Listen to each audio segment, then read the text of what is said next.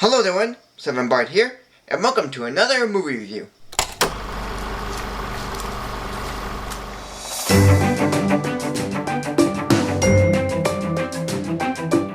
After Don Bluth made All Dogs Go to Heaven, his movies of the 90s were getting panned by critics and were not as big as his 80s films. They presented weak storytelling, mediocre characters, and were mainly aimed at young children, by what many people have said.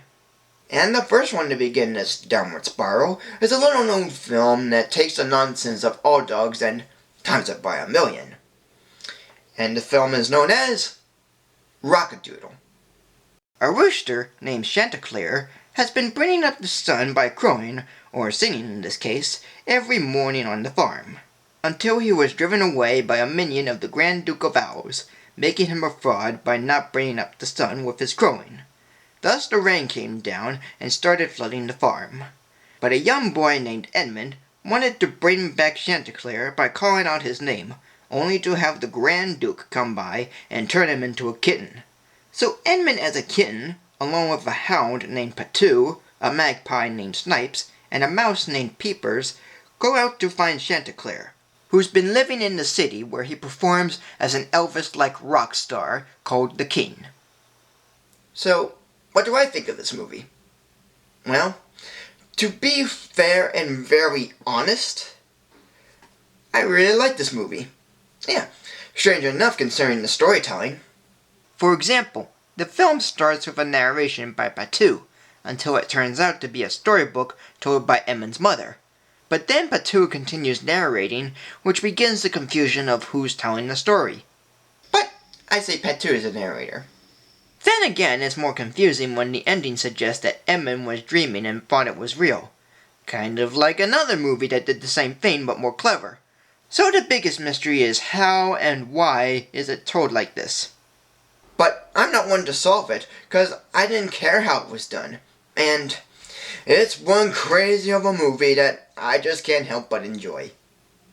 And there are some vids I can go on about, like with having no cats, dogs, birds, or mice, and everyone dresses up as penguins, when in fact penguins are birds, or how we're led to think that Peepers is dead and it turns out she wasn't, but there's just too many to go over.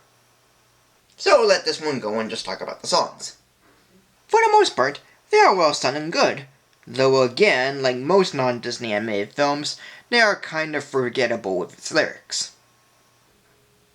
How come this is becoming a strange theme in my reviews? But who cares? Even if the songs are forgettable at times, the characters themselves certainly aren't.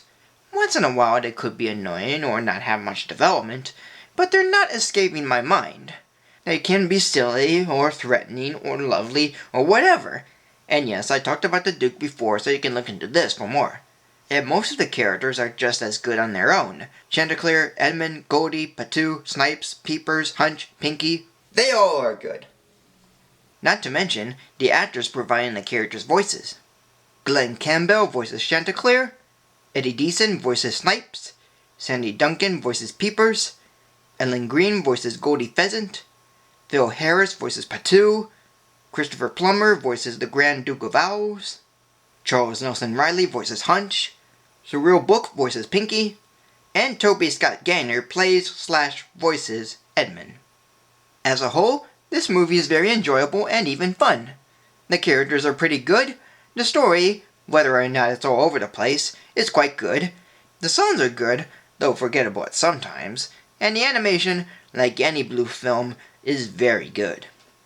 I must say that this film would be within the top 5 of my favorite Don Bluth films, and I know some people would disagree with me about that. But even if the film goes everywhere and it's mainly aimed at kids, I just didn't care. I really enjoyed this film as a kid, and in many respects, I still do as an adult. So today,